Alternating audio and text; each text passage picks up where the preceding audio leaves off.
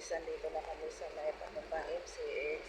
Instead na doon sa kabila, dito na kami. Mas malapit.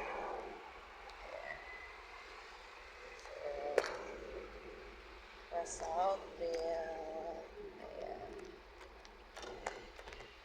May sakayan din pala dito na cab. Aga silang nagpapark. Dahil maraming pumapasok sa trabaho at sa school. Kaya maaga din silang nag-park. Oh my God.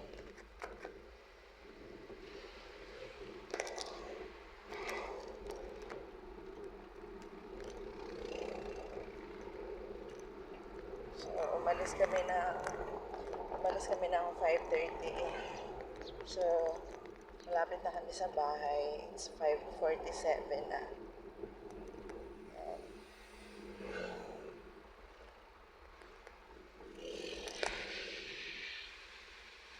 We are here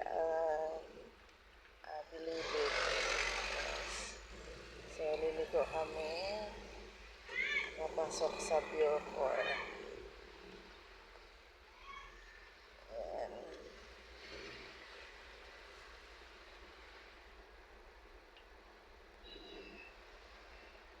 Marami dito ang nagja-jogging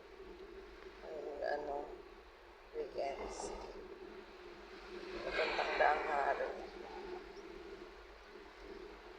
Mga taga dito. Shortcut lang. Kung ayaw mong magbayad ng toll gate, dito ka dumaan. Bakasyon. So, nagpapag dito, oh. Nagpapag.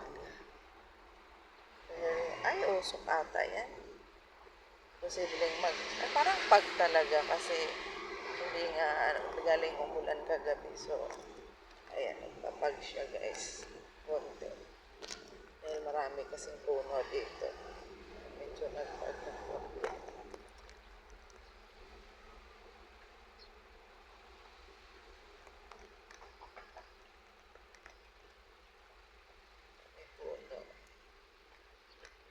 Puno ang Muntinlupa.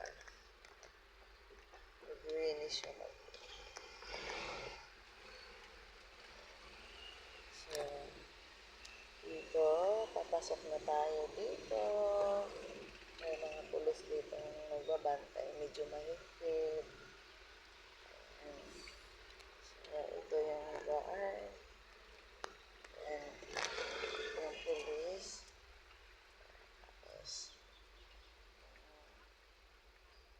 Estudyante na papasok sa taas. Ayan, nagmumotor ngayon.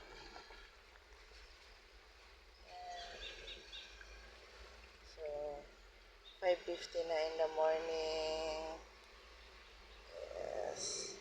Estimate talaga namin dito 30 minutes from Cavite. So, malapit na tayo sa bahay.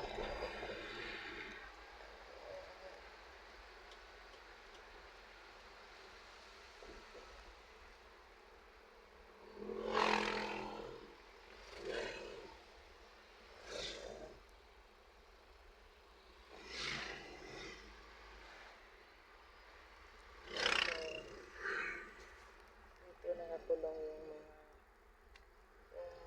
yung mababa ang sentensya. Yan, dyan nakakulong.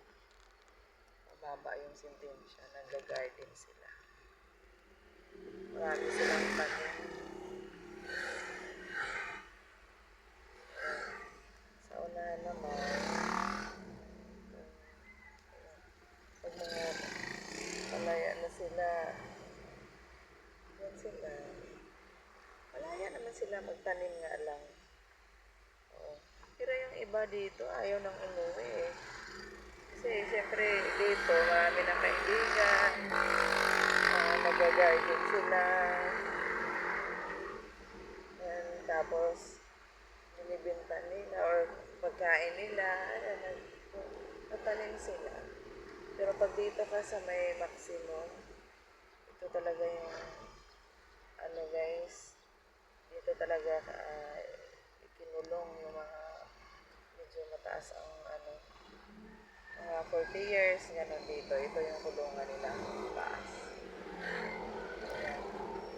Taas may barbed wire, doon pwedeng kamali ka dyan. Kuryente ka. Taas.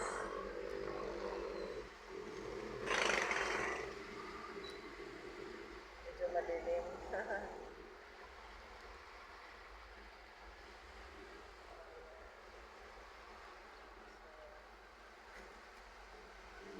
Medyo lawak to. Kulungan natin.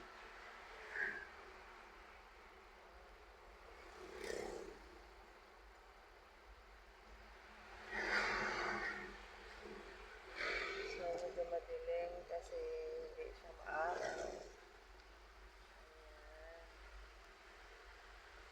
So, guys.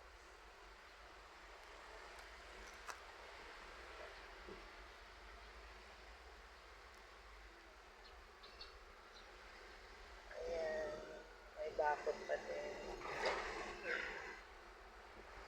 Lumalabas naman sila mag-exercise. Kaso, mataas talaga yung bakod nila. Hindi katulad ng mga mababa ang sintensya. Malawak yung garden nila. Ay, nagtatanim.